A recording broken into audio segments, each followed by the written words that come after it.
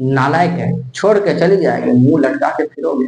पूरी जिंदगी जिस इज्जत को कमाए हो वो सिर्फ अपनी बेटिया को बाहर घुमाने की वजह से, उसको जमीन में ना मिलाओ। अपनी इज्जत को बनाए रखिए और अपनी बेटिया के ऊपर खास नजर रखिए। ये वीडियो शेयर भी कीजिए, लाइक भी कीजिए और सब दोस्तों में भी शेयर कीजिए, अपने माँ बहनों को भी दिखाइए।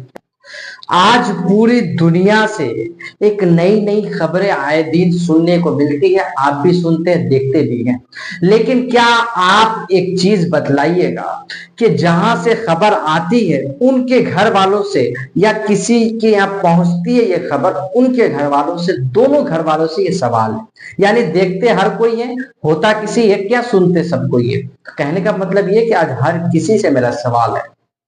अच्छा, मैं आज उनके गार्जियनों से ये पूछना चाहता हूं कि आज जो आप नई नई खबरें सुनती हैं कि आज कोई कौम मुस्लिम की लड़कियां गैर के साथ शादी रचा ली है या गैर में जाकर के शामिल हो गई है, मैं उन लोगों से ये पूछना चाहता हूं कि पहला सवाल तो ये है कि क्या आपने कभी उन लड़कियों को, जो लड़कियां गैरों के साथ भाग गई और जिस लड़के के साथ भागी है, मैं आपसे पूछना चाहता हूं उन घर वालों से भी, क्या आपने कभी उनको अपने घर पे आपने देखा?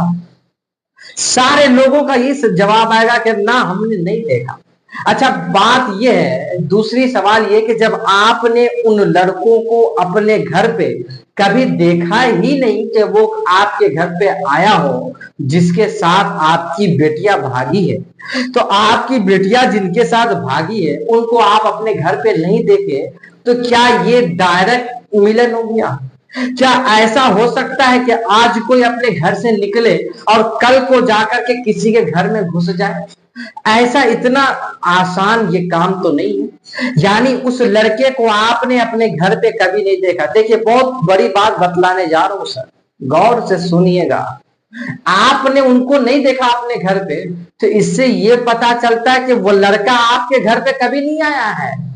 पता ये चलता है कि अपनी बेटिया को आपने अपने घर के बाहर निकाला है, तभी तो जाकर के आपकी बेटिया दूसरे के साथ मुंह मिला रही है, तभी तो आपकी बेटिया दूसरे के साथ जाकर के हरामखोरी कर रही है।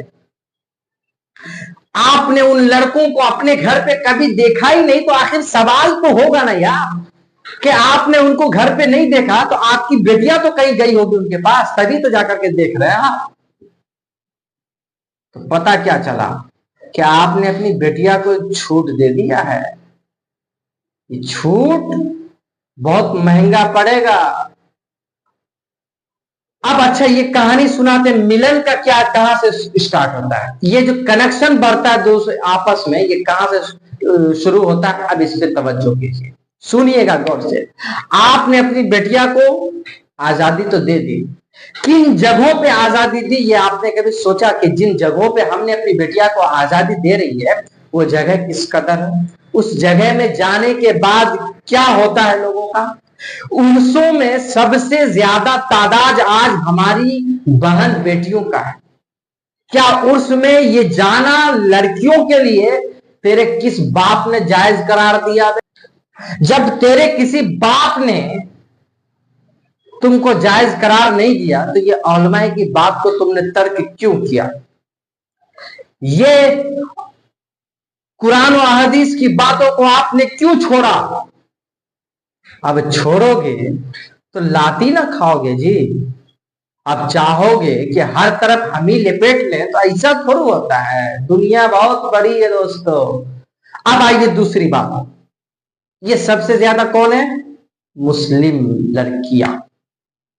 अच्छा, जिस कॉलेज यूनिवर्सिटी में आप भेज रहे हैं, क्या आपने कभी इन चीजों को समझने की कोशिश की कि जिस स्कूल में हमारी बेटियां पहुंच रही है, जा रही है, पढ़ रही है, वो क्लासरूम का क्या हाल है? क्या अपनी बिटिया का आपने कभी ख्याल रखा? क्या जायजा लेने की कोशिश की? जो हम बेटिया को जो छोड़ रहे हैं, पेट्रोल के ऊपर जो छिड़क रहे आग को, तो क्या हो उसका परिणाम मिलेगा? एक शॉर्ट में बताएं दोस्तों, ये क्यों बढ़ती जा रही है? पेट्रोल पंप पे क्या लिखा रहता है, आप देखें कभी? उस पे लिखा रहेगा यहाँ पे आग जलाना मना है। अच्छा भाई, आग जलाना मना है।